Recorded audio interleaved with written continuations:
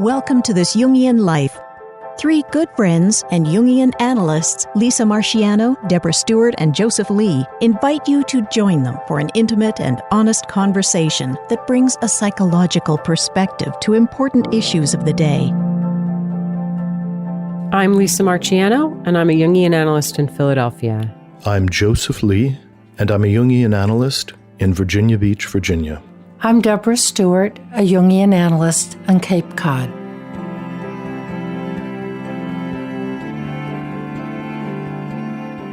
Happy Valentine's Day to everyone, and to honor the powers of love, the upside, and for many of us, the downside as well, we are bringing a special guest onto the podcast, Arlene Landau, who is the author of an extraordinary book called Tragic Beauty, The Dark Side of Venus Aphrodite and the Loss and Regeneration of Soul.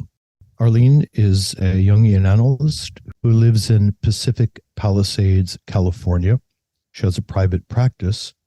She's a member of the IRSJA that we all belong to, as well as the C.G. Jung Institute of Los Angeles. She is a writer. She's a teacher. She is an analyst, a mythologist, and an all-around fabulous person, which I have had the great privilege to know for a bit of time now. And she's going to talk to us about the goddess of love, not just in her beautiful aspects, which all of us know, and we see those iconic images even more familiar through social media and various figures who have risen to this status of the beautiful one, but also bringing forward the shadow side of Aphrodite. And what is the burden of showing up in the world as a daughter of Aphrodite, so to speak?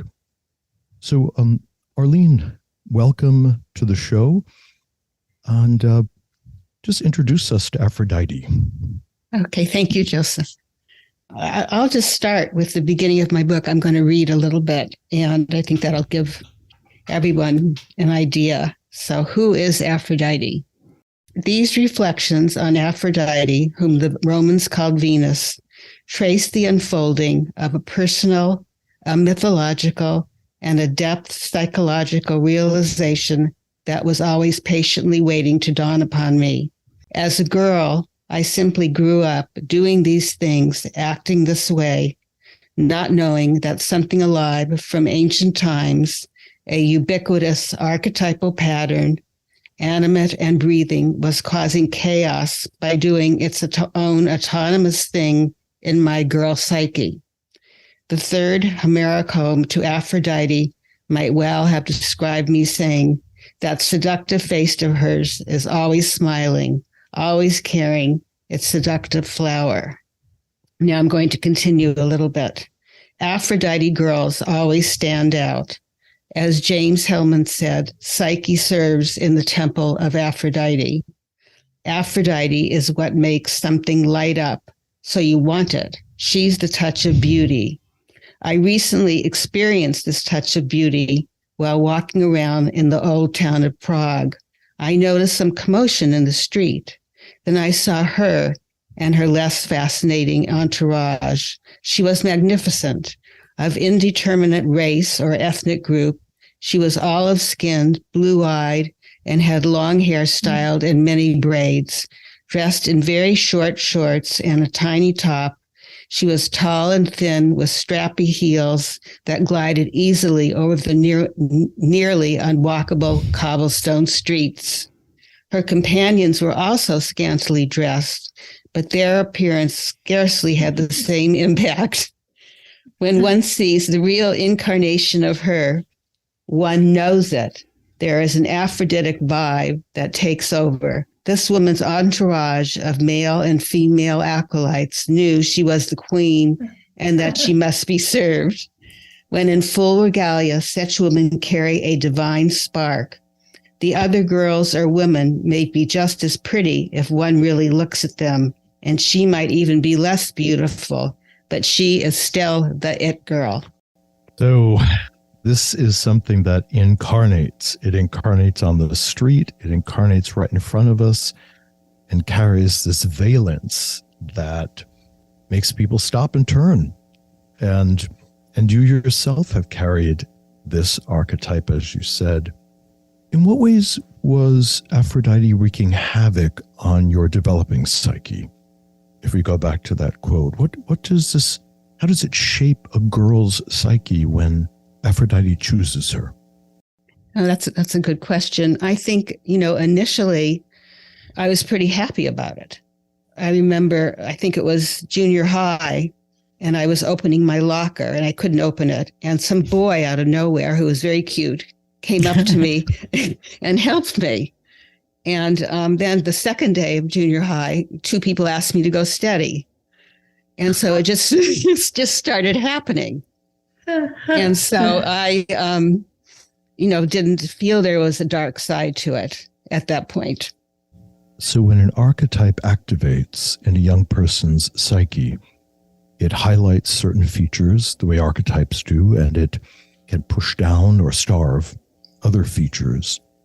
And also in a way that's very magical, it can pull people towards us and push other people away. So its impact on the inner and outer environment can be so enormous, which really, I think, gave Jung a kind of real respect for the potency of the archetypes and the way that's echoed in the ancient mythology, that people worship the gods, but they were also frightened of them.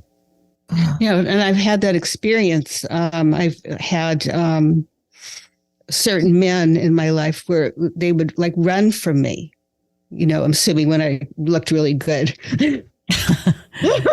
Yeah, that it was just too powerful. Yeah, that they were frightened and made sure they didn't sit by me or something like that. I have a great quote from Ron Shank, if you would like to hear it, about the dark side of Aphrodite. And Ron Shank is our colleague also in the IRSJA and a friend. The beauty of Aphrodite is not all lightness and harmony. Aphrodite was born from a monstrous element, the severed genitals of Uranus and the chaos of the primeval waters. According to Hesiod, she bore terror and fear as her children. She was married to Hephaestus, the ugly, crippled god who worked in the underground. She had the surname of Melanus, the black one, and Sciota, the dark one. At Delphi, there was worship of Aphrodite of the grave, and she was known as the grave robber, Aphrodite of darkness. Her image was found on tombs, a goddess of death, and represented in frozen slumber.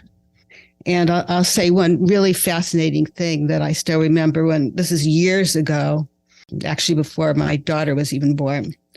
I was working at a halfway house with schizophrenic people, and there was a beautiful woman. She was really large, but she had a gorgeous face.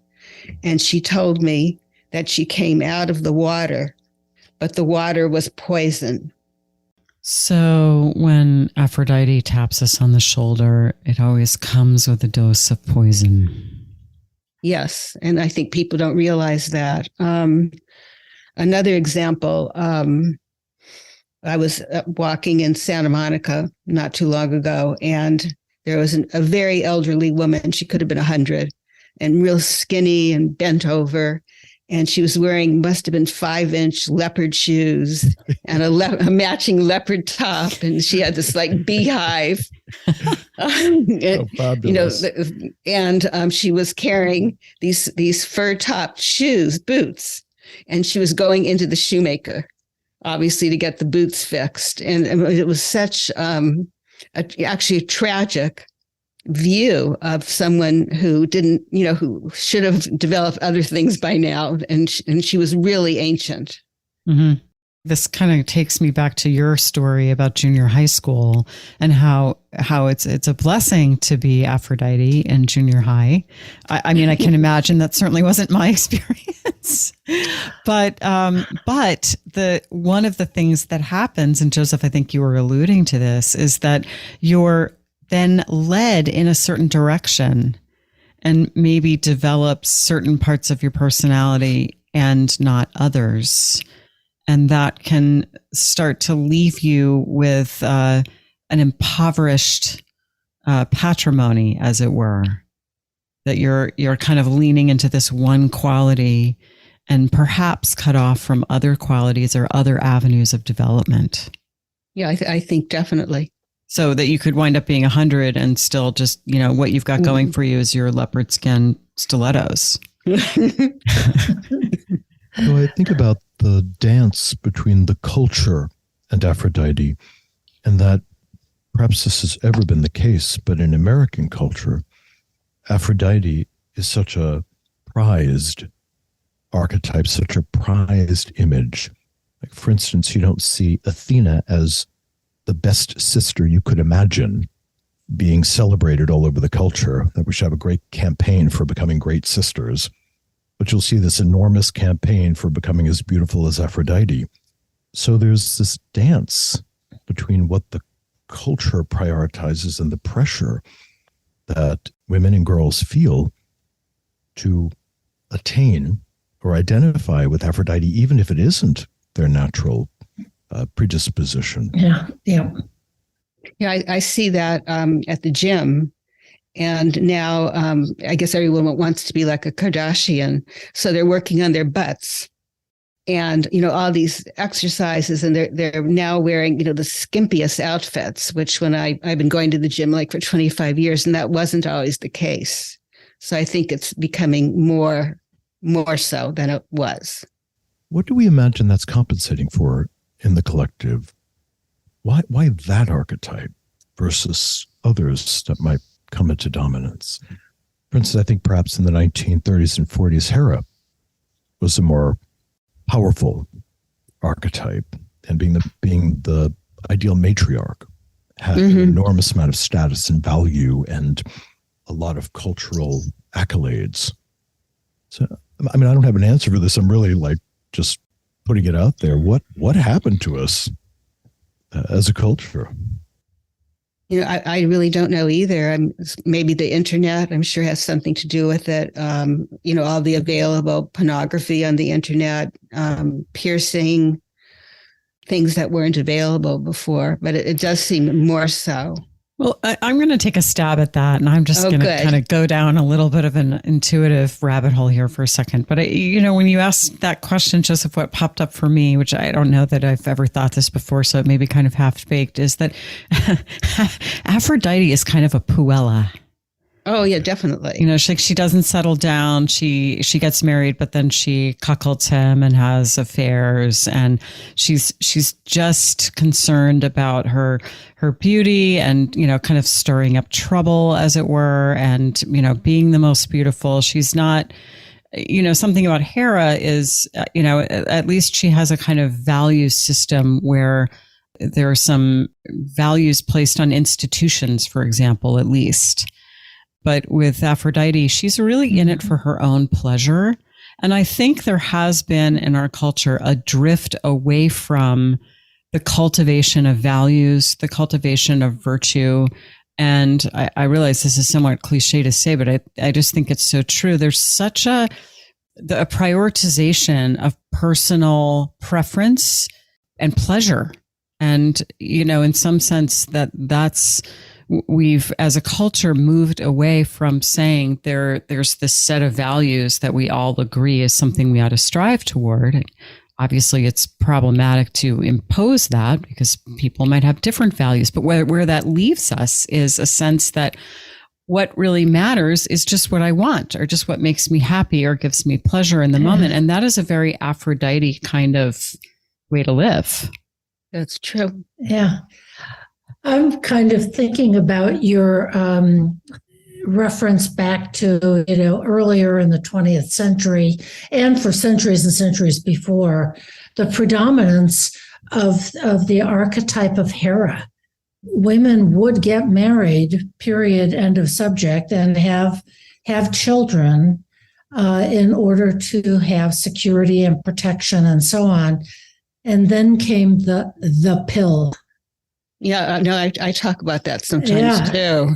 And And now, I mean, Aphrodite, that sounds pretty good. She's got intensity, spontaneity, love, lust, beauty, pleasure. This is right from your book, Arlene.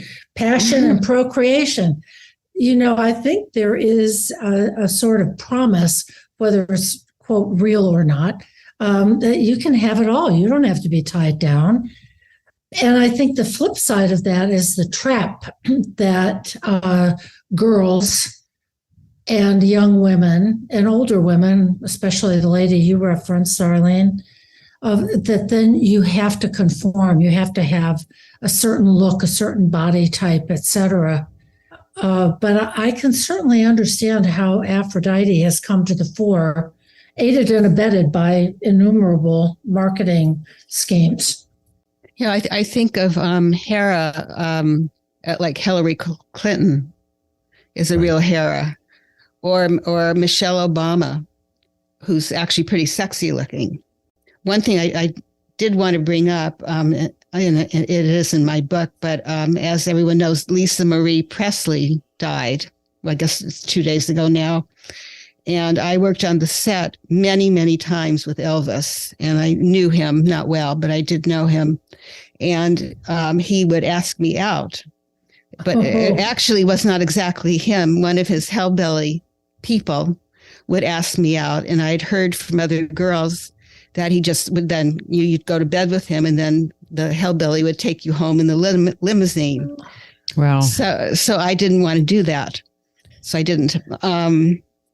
But I saw him. He was actually very introverted. He would sort of sit in a corner all day and kind of play his guitar, and was always surrounded by his people. And then Lisa Marie, died very early. She was 54. Like, it isn't that young, and has had a number of husbands. And I would, bet anything that she's an Aphrodite type, and she's been famous, before she was born even. Mm-hmm. Yeah, yeah. And often the real Aphrodite types almost always have tragic ends or don't live very long if they don't develop other things. Yep. Or if they do a long time, then they're walking down Rodeo Drive with their leopard skin stilettos at 100. One of the things with the story about Lisa Marie, and of course there's something here about Aphrodites and fame, is that many famous women are Aphrodites, and perhaps there's even a little bit of, fame with a small f if you're an Aphrodite woman. I mean, in any environment that I've been in, there's always been, like you said, Arlene, in your book, the it girl. So whether it's, I'm sure interregional, we have our it girls, even among Jungian analysts, it's like, oh, she's pretty. But it really, in any environment. And so, if you're that person, then you even just have that little bit of fame. And that takes me to what gets projected on the Aphrodite woman and how poisonous it can be to have to carry a lot of projections, which I think probably accounts for the fact that many famous people end tragically. Is part of that is that they're carrying these massive projections that I think can actually make you ill if you don't, if you're not able to sort of withstand the incredible pressure of that. Yeah. Wouldn't Marilyn Monroe be a great example of that? Of what tremendous pressure was on her. So it's really being dominated by, even possessed by, an archetype in the woman herself and through projection onto her, versus really being able to integrate that archetype and take pride in your looks and fashion and whatever else, and develop other qualities. And Marilyn Monroe was in analysis, not Jungian. But she was in analysis, I think 5 days a week, I guess, when she wasn't working. But it apparently didn't do it. Should have been with the Jungian. Yes, that's what I think. I've said that many times. I have another great quote. It's one of my favorites. Novelist Joseph Roth hauntingly describes the deep waters for an aging beauty. But old age was approaching with cruel, hushed steps, and sometimes in crafty disguises. She counted the days slipping past her and every morning the fine wrinkles, delicate web that old age had spun at night around her innocently sleeping eyes. Yet her heart was that of a 16-year-old girl, blessed with constant youth that dwelled in the middle of the aging body. A lovely secret in a ruinous castle. Every young man whom Frau von Tussig took in her arms was the guest she had so long been yearning for. That speaks to the torturous element of the archetype of the god. So Aphrodite, Venus, constantly craving and not being able to command in a vessel that no longer approximates. But this also speaks to the larger issue that Jung brought up many times, that there's a relationship between banishing the images of the divine into the unconscious and their punishing reincarnation in the personalities, bodies, and in the culture.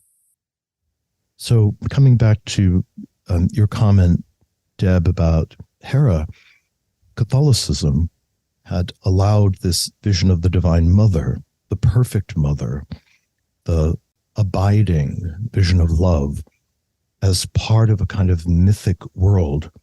And one would say from a Jungian standpoint that in some ways allowed women to enjoy, without feeling rather as tortured perhaps, the archetype of the mother, because the divine aspect stayed in heaven. You know, with the Protestant rejection of religious imagery, this just occurs to me now, that, you know, the last image of the goddess is kind of plunged into darkness. And then all of these different problematic aspects of the archetypes come forward.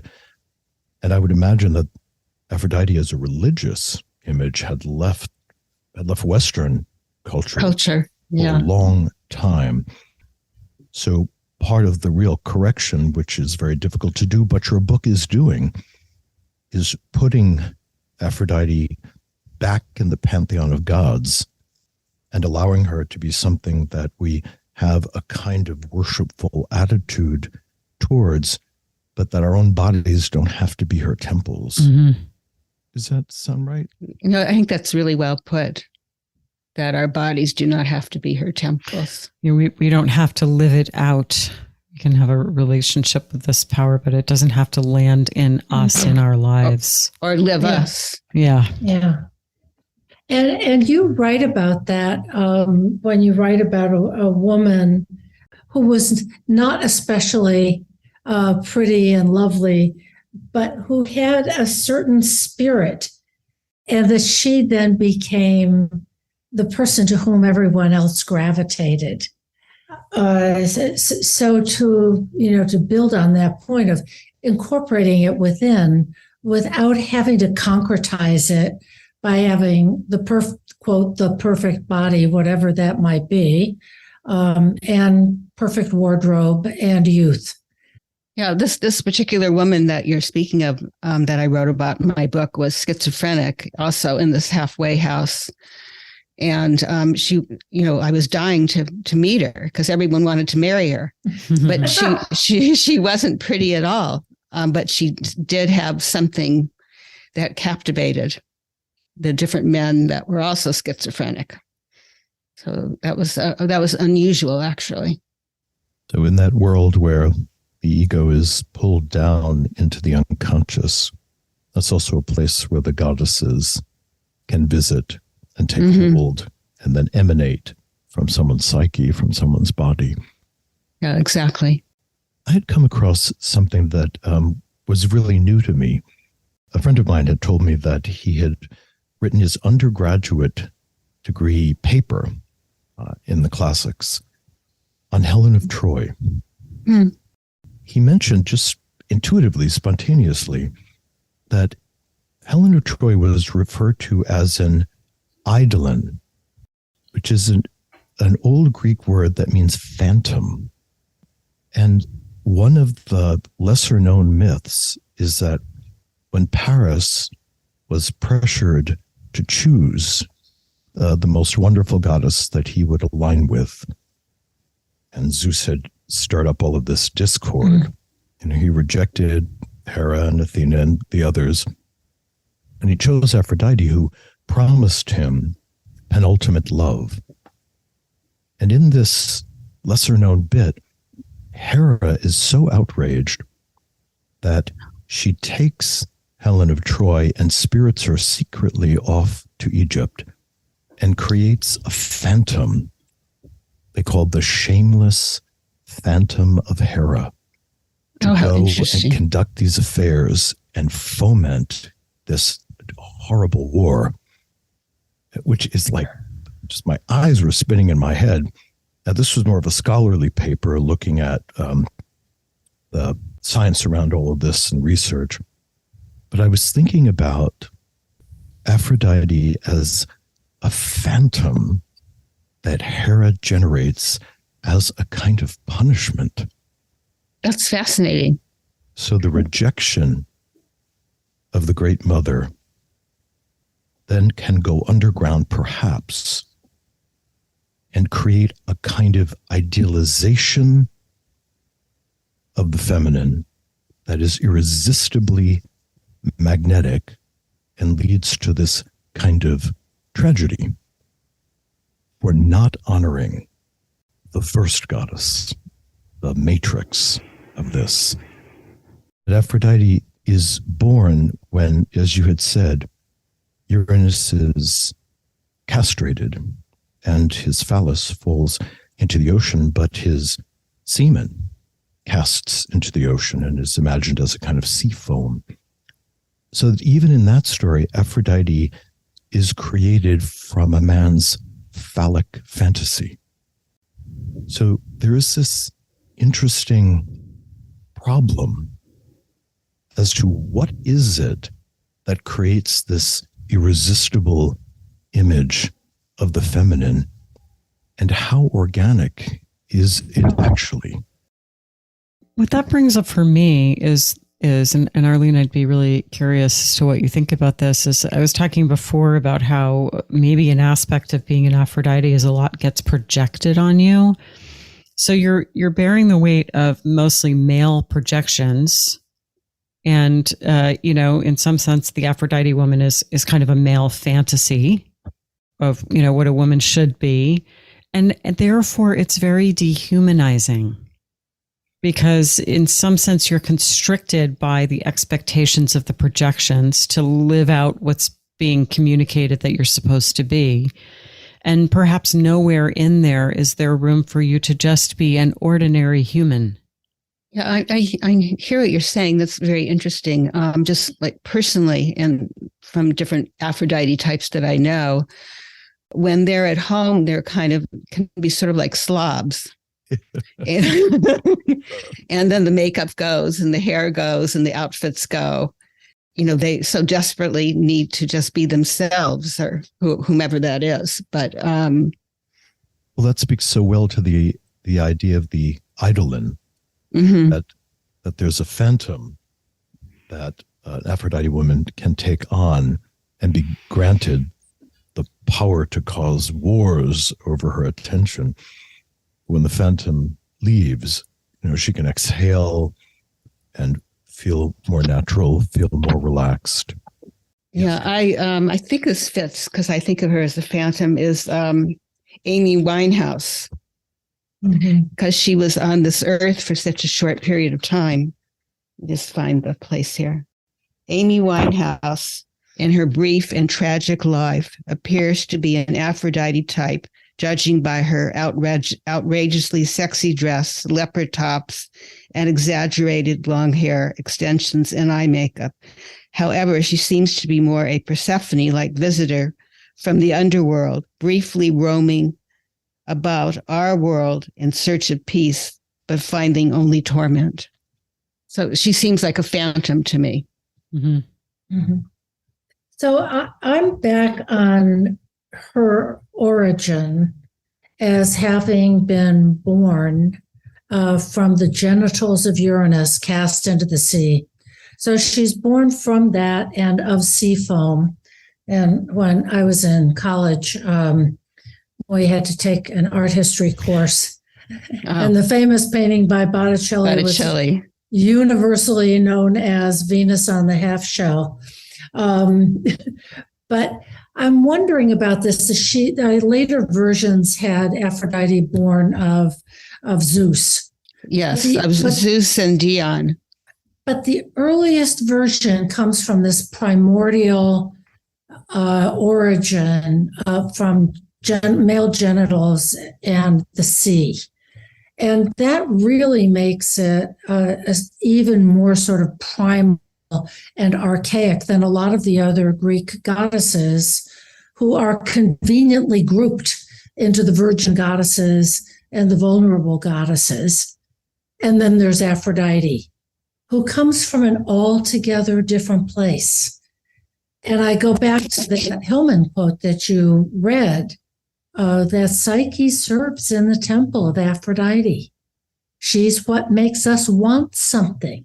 She makes us light up so you want it. She is the touch of beauty. That beauty itself is more ancient and more primordial, more powerful than these other more sort of human goddesses who had more of a genealogy. Yeah, that's really well said.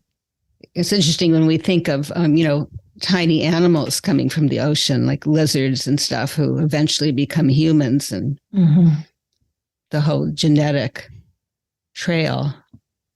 That seems more slimy. It is more slimy. And less astounding than Venus coming as a vision of beauty upon the waves. Let's see. I didn't tell our audience about the woman in the halfway house, I don't think, whom I mentioned earlier. Yeah. Her name was actually Florence. And so she was schizophrenic. And I was in this halfway house when I was doing my 3,000 hours. We all need to be licensed. I'm sure we've all been through that. Anyway, she told me that she was came from the bottom of the sea and emerged. But the sea was poison.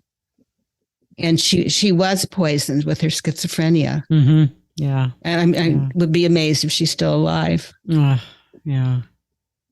But and she certainly did not read mythology. So there's something non-human in a way about Aphrodite. And the other corresponding myth, flip side of it, so to speak, is the myth of Sedna, which was a North American and Alaskan myth.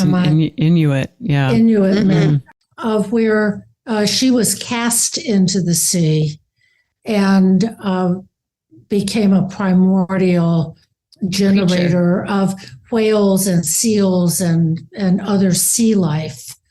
So I'm just appreciating the power of attributing this kind of origin to this archetype.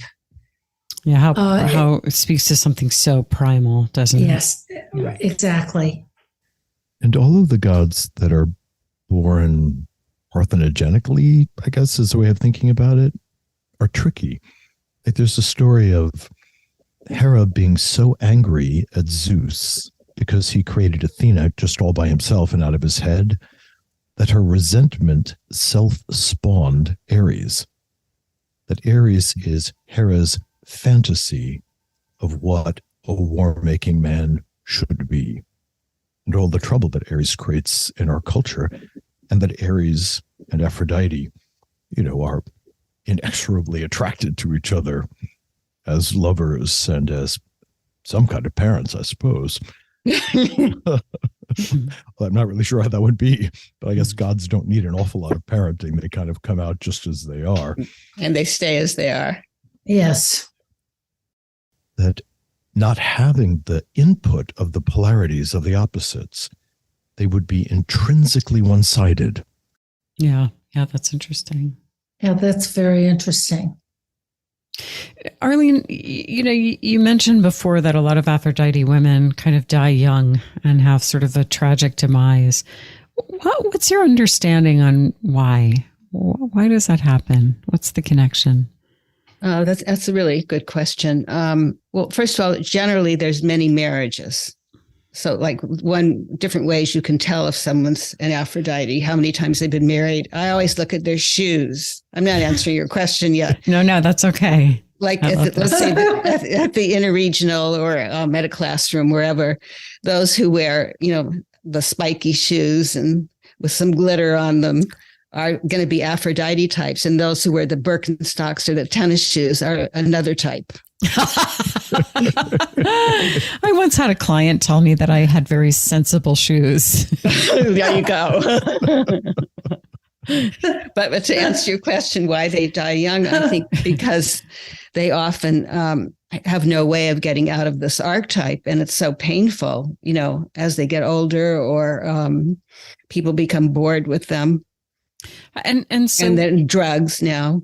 Right. And you said in middle school, it was great being Aphrodite. When did you become aware of the suffering side of it, if you will, if you'd like to go there? I'm just thinking. I think the suffering side came when relationships didn't work out, particularly the father of my daughter, just the one child. And that was a painful divorce, but it was really that aspect of me who just could not stick with anybody. And as time goes on, that becomes pretty tough, pretty dreadful. Aphrodite's not made for marriage. Well, she loves the conjunctio, so she actually does love marriage, but briefly.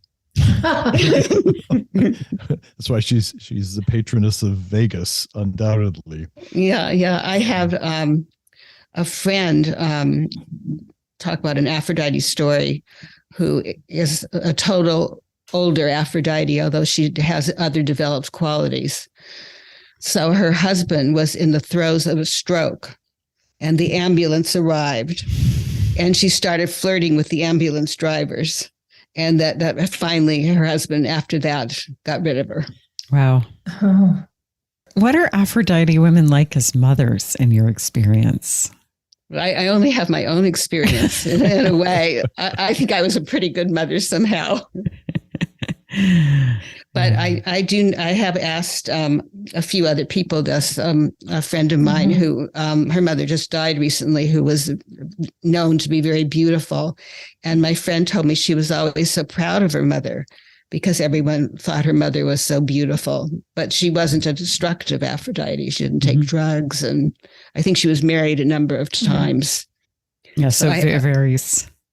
Yeah, I think it varies. And I haven't, heard that many stories about that particular aspect of Aphrodite. It seems to me that living within that archetype, as you've explained so beautifully in your book, does have its dark side.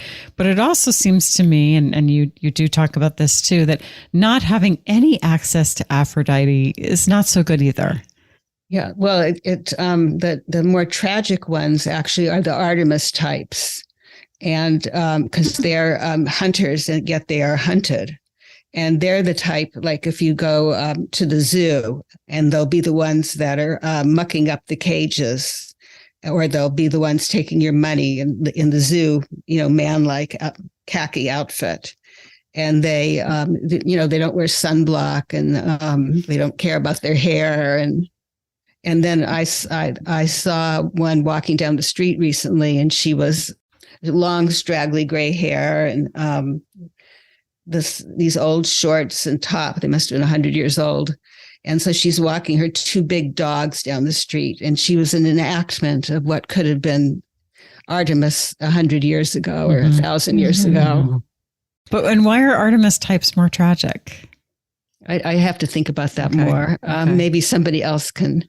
Yeah. No, I'm interested in Artemis too. I've just been writing some on Artemis. So one thing that occurs to me is Artemis could be kind of lonely, because she sort of keeps to herself. But on the other hand, I just really admire her wonderful kind of self-sufficiency. It's something I'm really feeling my Artemis energy recently. So. The Hunger Games. Right.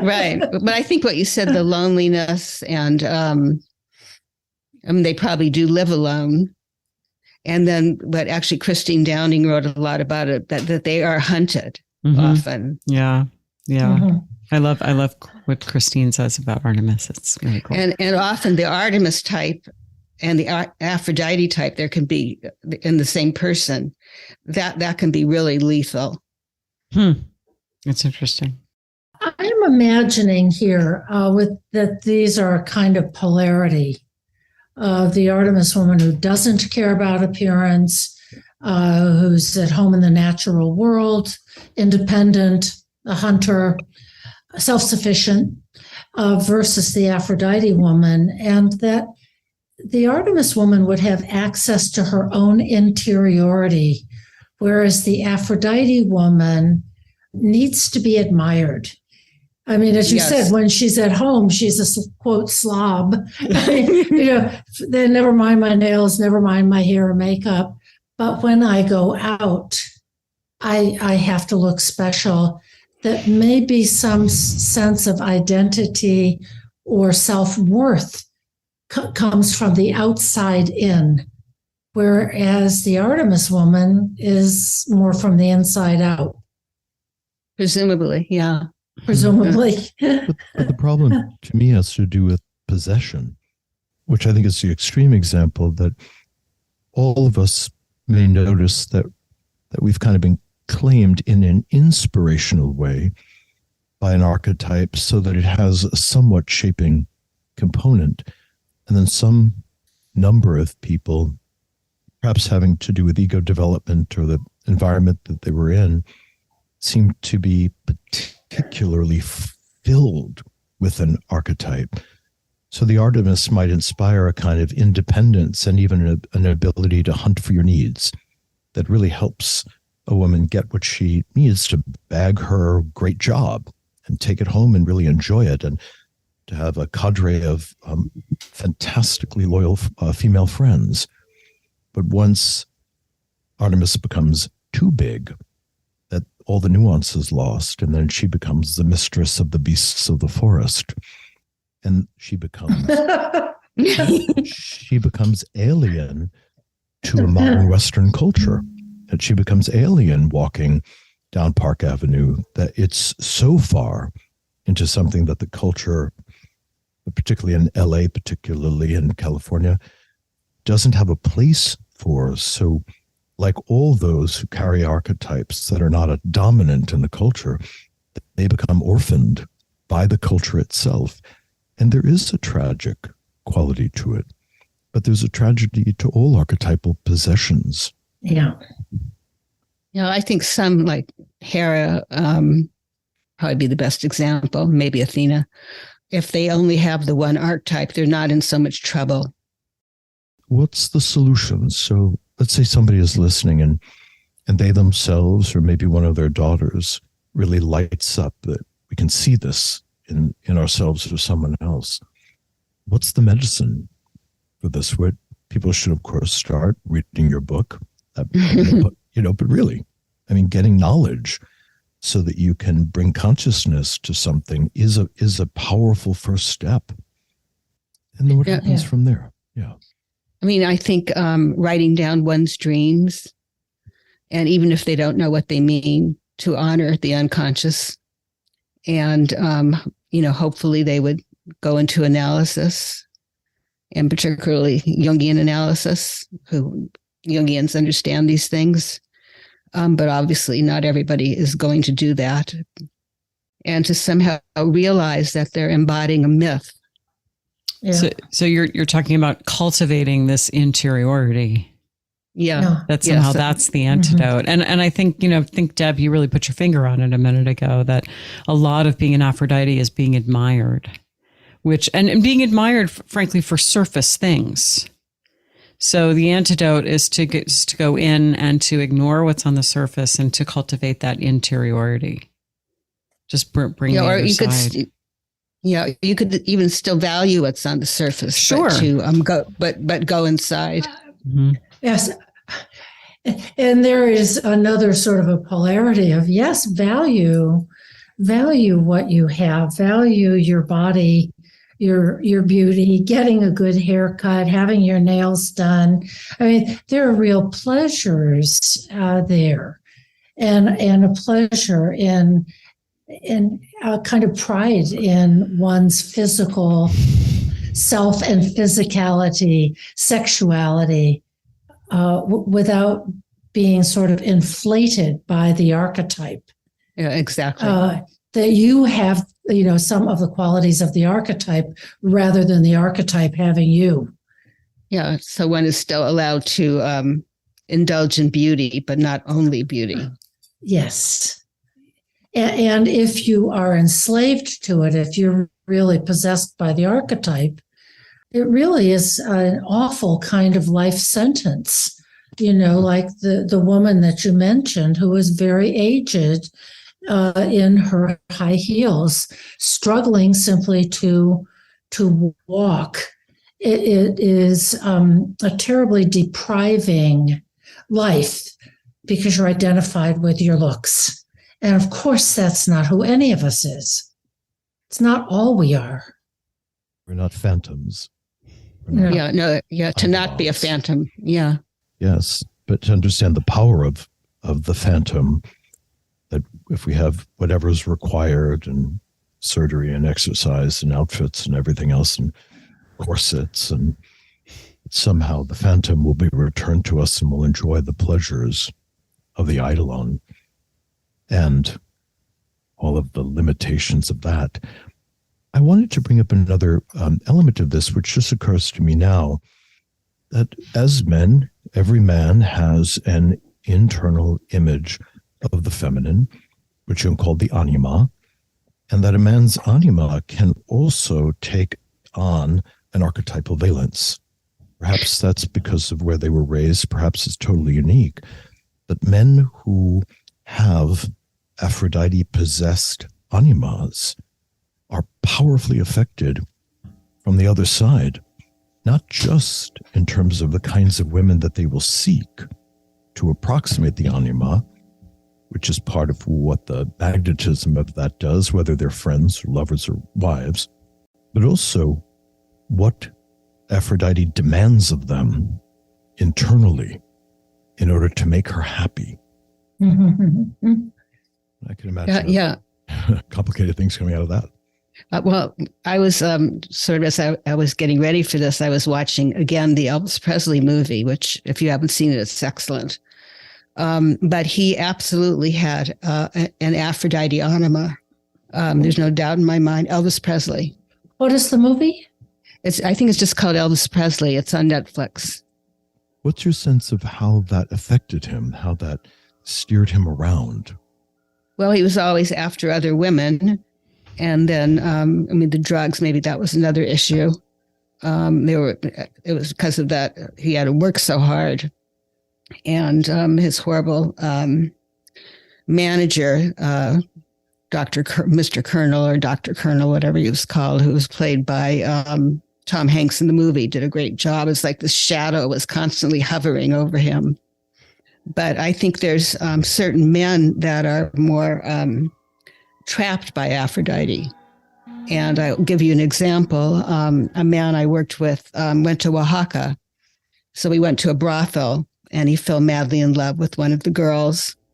And he treated her to 5-star hotels, which he had $70,000 on his credit card. He couldn't afford, and all this gold and jewels. And so then he wanted to marry her, and he came back another time and repeated the same story. And then she took him to supposedly her parents' house, and that she was supporting them, and it probably wasn't really even her parents.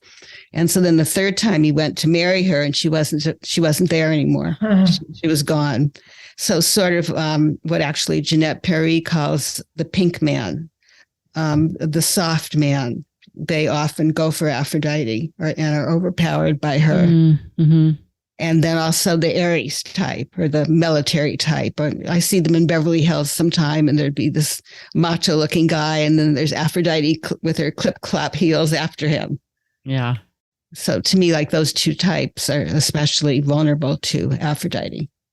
Yeah, I just had another thought, and I want to see what you think about this. That it seems to me that an element of Aphrodite is she doesn't really do well with limitation, and maybe that kind of goes to my idea of her being somewhat of a puella. You know, that she doesn't really like being told no. She doesn't really want to be pinned down, and I'm thinking about how that kind of lives in our culture, in this ethos that we're in, where we kind of think that we can and should be able to sort of buy whatever appearance we want.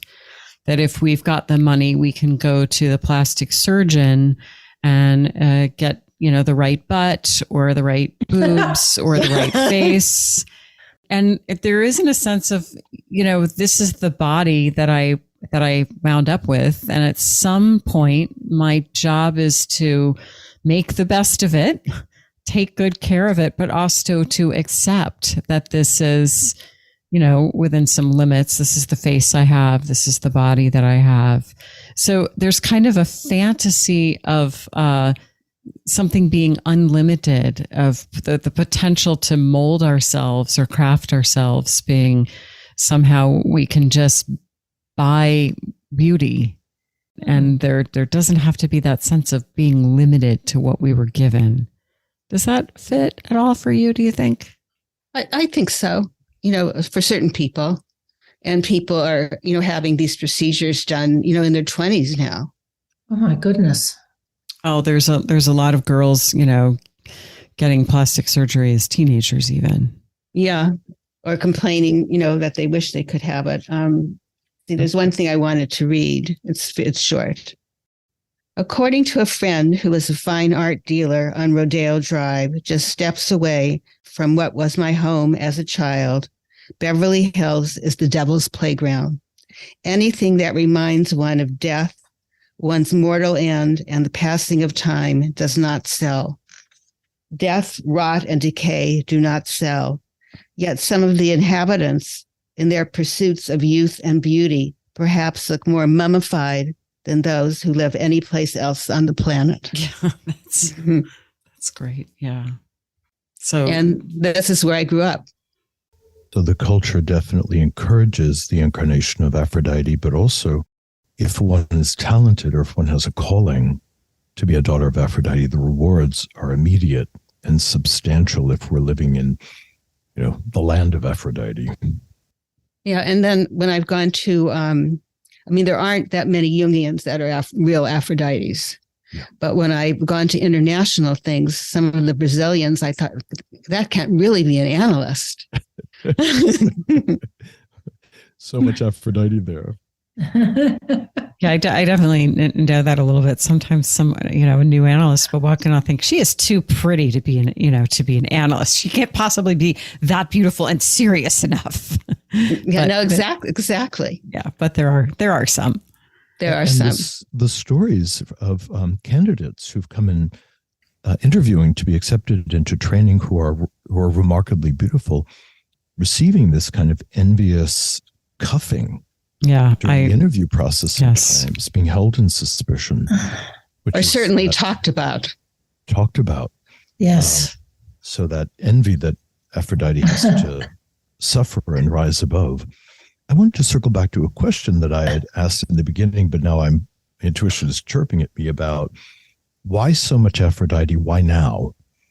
And we talked about the internet, and I was thinking about that the way that American psyche, at least, is so flooded with images, unprecedentedly so, that the dominance of the aesthetic of things, the dominance of how a thing looks, has become a central feature of the day-to-day life that we lead, and the vying for controlling the buying power of the collective is so image focused, and the allure of images, enhancement of images, and the primacy of that, I would think, really brings the power of Aphrodite forward versus perhaps other archetypes like Athena, who's carrying wisdom, which you can't really see in a picture. You see a book and amazing lectures and publications that are. But you're not going to see her genius. picture flashing all over. You're not going to see 1 million versions of it or 5 million likes of this person. So we're in this age of the phantom and the power of the phantom and its capacity to punish and lay claim to and move wars, move hordes of people one direction or another. So we've kind of orchestrated, our own problem, as we always do, always personally or collectively, the archetypes of our own suffering. But it seems like that is part of the dance. Mm-hmm. The other thing I wanted to mention about the Aphrodite anima is the progressive beautification of men, which even in my lifetime, and I'm only 60, but I started noticing this even in my 20s. It's like, when did men start shaving all their body hair off? When did that happen? When did the average man, and I'm in a big military town, so there's a lot of kind of hypermasculine imagery around it. When did the military guys all started plucking their eyebrows?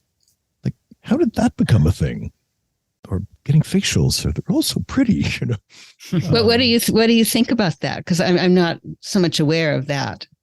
Well, it speaks to the rise of Aphrodite in many different areas. So, yes, the anima could be projected, and then Aphrodite is pursued, which I think it is, which also sets a standard of expectation for these poor guys that is almost impossible. That, marrying a wonderful woman who doesn't look like Aphrodite but is perfectly lovely becomes really a problem if Aphrodite is the standard. And so therefore, these guys are remaining unpartnered long into life because Aphrodite hasn't shown up.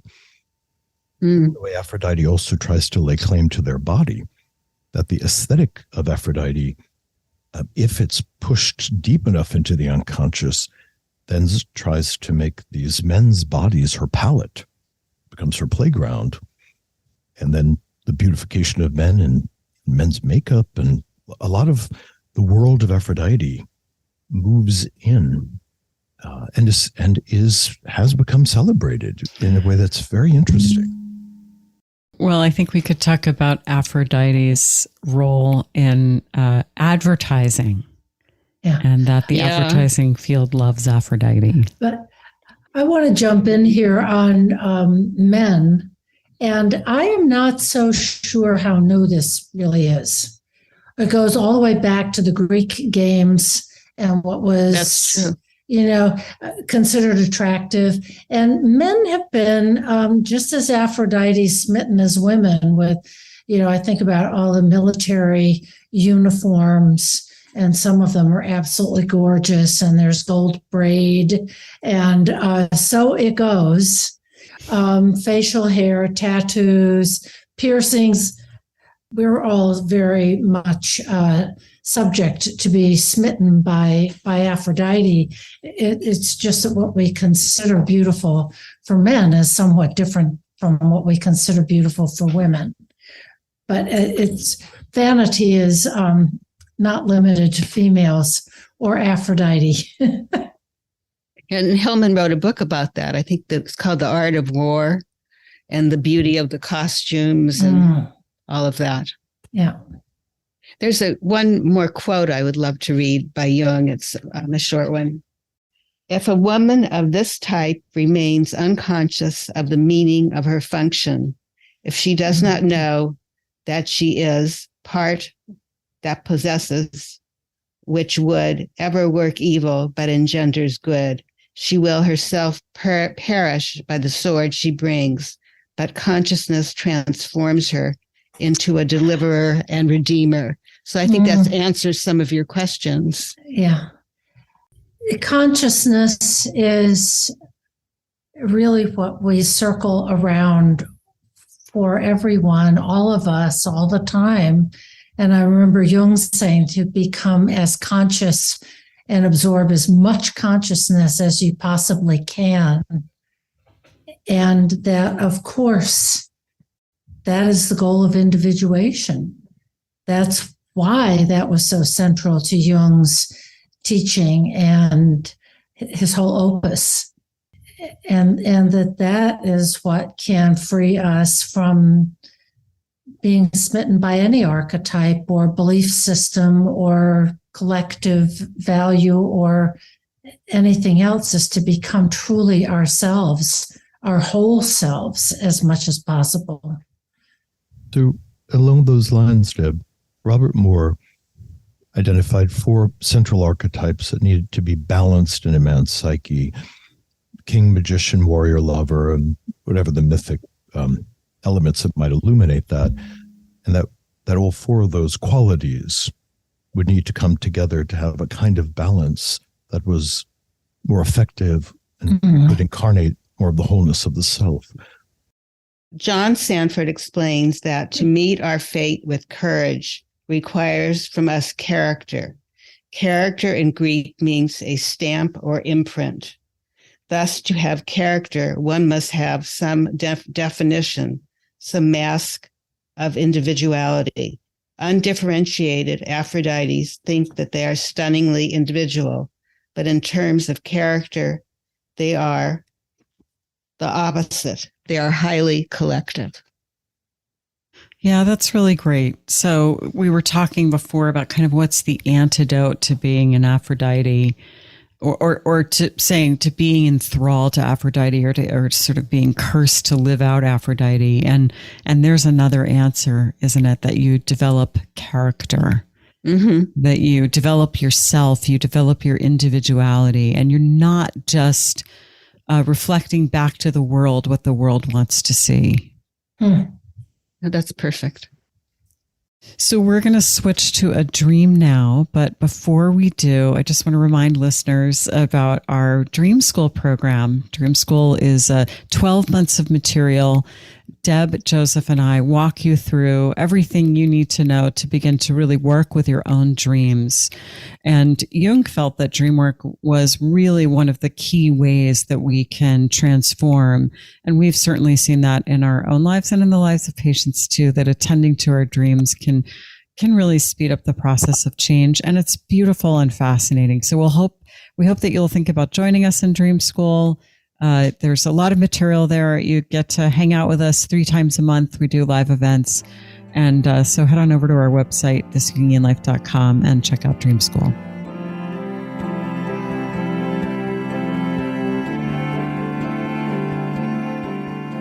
Today's dreamer is a man. He's 45 years old, and he's the manager at a tech firm. Here's the dream. I'm looking down from the terrace of a house, which could be the house I grew up in as a child. Down in the front garden, I see 2 men cooking something in a bucket. The 2 men are chit-chatting and mingling with a certain ease. I have this packet of beans with me that I want to cook, and I'm tempted to try to toss the beans down into their bucket without their noticing, but abandon that idea as impractical. In any event, when I finally tear the package of beans open, I realize they are dry beans, not soaked. I'm a bit daunted now. I decide to try to microwave them for 10 minutes to soften them up and try to eat them. For context, he says, I'm separated from my wife for about 3 or 4 years now and live in an apartment by myself, and consequently have a lot fewer daily interpersonal interactions, although I maintain good relationship with her and my family and friends. I struggle occasionally with loneliness and I'm seeking more community, but I'm not even sure that kind of community exists in this world. I generally enjoy my solitude and I'm comfortable being by myself, so I do wonder if I have unreasonable expectations for what such a community might offer. The main feelings in the dream were, I felt awkward and alienated and felt as if I was doing something wrong for wanting to cook my package of beans. I felt envious of the 2 men for the carefree nature of their conversation. And some additional context, he says, I'm often caught between wanting to do things the perfect way or not doing them at all. Beans have no special significance, but the idea of cooking them into something palatable from scratch by microwaving them for 10 minutes seems like a disastrous and doomed way to try to fix lunch when I could simply go to a restaurant or cook something else. Well, it seems to me like sort of an alchemical dream that's not quite happening because he doesn't get to eat the food, to masticate it, to take it in. And I'd want to, if he was my patient, ask many questions, but we're not doing that. But it has an alchemical quality of trying for transformation, but it doesn't really happen in the dream. I'm thinking about the old alchemical sort of mantra of solve et coagulate, of solution, dissolve, and then coagulate. He doesn't have a way to dissolve, to soak the beans. And microwaving them, of course, would not accomplish the goal of making them edible. Yeah, it's sort of like, I think both of you are picking up this, the microwave, it's sort of like a shortcut. Exactly. Yeah. And there's something else about that too, that he's wondering if he's doing something wrong, if he throws the beans in the bucket, whatever it is. Yeah. So what in his life does he think he's doing wrong, go too fast? And often feeling, that it is very much associated with water, with flow. And I am wondering if, that is something that he is alluding to in his context, and that the dream is alluding to. Is there enough feeling, enough connection, enough flow between him and other people? Also, I'm thinking of, isn't there an expression about like beans? That's just beans. There's some expression like that. Full of beans. Yeah, exactly. Yeah. And also, I'd be interested, what is 10 minutes to him? I mean, there's, many questions, but we can't do that now. Well, he's looking down on these two guys. So he's kind of removed.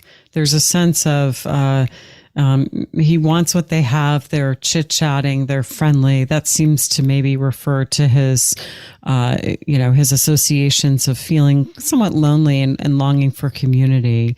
So there's some kind of masculine camaraderie that seems to escape him. And you're right. These other men are involved in something that feels a little alchemical. They're cooking something, and he wants to be part of that, but it sort of holds him back. It's funny. I actually love beans, and to me, they have this real dried beans have this very kind of wonderful quality to them, just the way they look and feel. Anyway, it of course reminds me of Jack and the Beanstalk, and Jack. Right. Jack goes to sell the cow and winds up selling the cow for 5 magic beans. So there's this sense, and I think beans really do hold this because, you can, if you remember in elementary school, you would put these dried beans into a wet paper towel and then watch them sprout. And also there's such a humble thing, you buy these dried beans in the grocery store and then you use your Instant Pot or whatever to heat them up. And then they're just this sort of delicious, wonderful texture and this very subtle flavor. So there is something magic about beans. They're humble, but then they can sprout new life and they can grow up to the sky and they can make a delicious meal in a surprising amount of time. And so there's some real potential here, but he doesn't know how to do it. Yeah, he can't figure out how to do it. And something about doing it does require being in community. And also beans are like bread, like the staff of life. Yes. I'm with all of you. I found myself thinking about the myth of Anteros. So we're back in the realm of Aphrodite again. And the story is that Aphrodite had mated with Ares, and they produced Eros, who is a god of love, and particularly stimulating the love of the heart. And that as an infant, Eros begins to fail. He's no longer thriving and he's at risk. So she goes to one of the earth goddesses and says, I don't know what to do. And she says, you need another child. So she gets up with Ares again, has another child who is called Anteros, which means love returned. And when Eros and Anteros wrestle, and they're both little boys, in the dynamism of their friendship of love and love returned, that Eros can thrive. So it speaks to what you were saying. For this man, he needs Anteros. He needs love returned in that jocular, wrestling dynamic. And as he is just in this dream becoming aware of it, the stumbling block, there's several stumbling blocks. One is that he abandons going down and talking to them, or abandons tossing them down a story or two, because it's impractical. So practicality has become this frame of assessment around what he will or won't do in this world of love and love returned. So he's up against it. There's not room for the irrational, or there is taking, or Kairos, the god of the magical moment, who you toss it in and maybe it'll land in some fashion. So he's left without that pot of water, and then he goes to the microwave, and microwaves exclusively act on water. That what microwaves do is that they stimulate water molecules, and they actually don't stimulate other things. So if something is actually dry like sand, the microwaves might bounce off it because it's metal, but actually won't get hot because there's no water in it. So part of him is wondering if there's any way to stimulate water, or to heat the water up, which could then lead perhaps to enough energy to move out of the practicality of relating with those fellows to something that is more emotionally based, like, I need to, I want to. It's appealing to think of me laughing with them. And there's the feeling function. I really appreciate you explaining to me how microwaves work. Me too. I never had thought about that. That'll be my fact of the week. But I'm thinking about, in a way, this whole dream is sort of there's a red herring here, as if it's about the beans. Just go down and bring your bag of beans down the stairs. You're on a terrace. Go down there and start hanging out. You don't have to throw the beans down there. Yeah. Which is, of course, impractical because it's just not the right solution to this problem anyway. And it's illustrative, perhaps, of how a mechanical or overly concrete, overly sort of outcome-oriented process, rather than I just want to hang out with these guys. Deb, I think I'm picking up exactly the same thing you are. I'm going to maybe come at it just a little bit differently, but I think you and I are having a similar reaction. He wants to throw the beans down into the bucket without their noticing. Right. And the kind of intuitive thing that comes up in me is that he maybe doesn't feel really kind of worthy.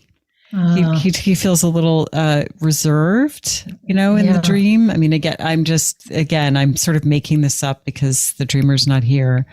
But, why not go down? I think if the dreamer were here, I might say something like, did you think about just going down and saying, hey, can I cook my beans in here? The other fairy tale image that this dream calls up for me is that wonderful stone soup fairy tale, Yes. It's like the soldiers come through the village and there's, no one wants to give them anything to eat. And so they just boil a big pot of water in the middle of the village and they just put a stone in it and everyone comes by and they're curious and they say, what are you making? I say, we're making stone soup. I said, well, really? Is it? Oh, it's going to be delicious. It would be better if we just had a little bit of potato. And so that villager runs home and gets a potato. And before you know it, there's like this big hearty stew. So, so why not come down off the terrace and bring your beans and say, hey, can I share these? And I suspect that there's just maybe a little feeling of a diffidence or self-consciousness or something on this dreamer's part. And my guess is that that's kind of the complex that the dream is speaking to. Yeah. And speaking to the father-husband complex in the world. When men have bought into the role that what I do is provide, that I stand on the balcony and watch my wife and my kids having a wonderful time, and I toss the beans into the soup, and I'm warmed as I watch them feed.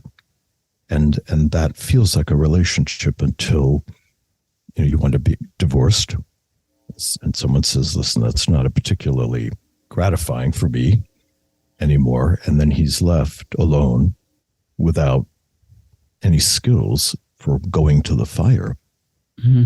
And his fantasy perhaps is he'll throw the beans in and they won't notice, but I'll just watch them be happy. He can't even imagine somebody being grateful that he brought some extra beans to enrich the soup.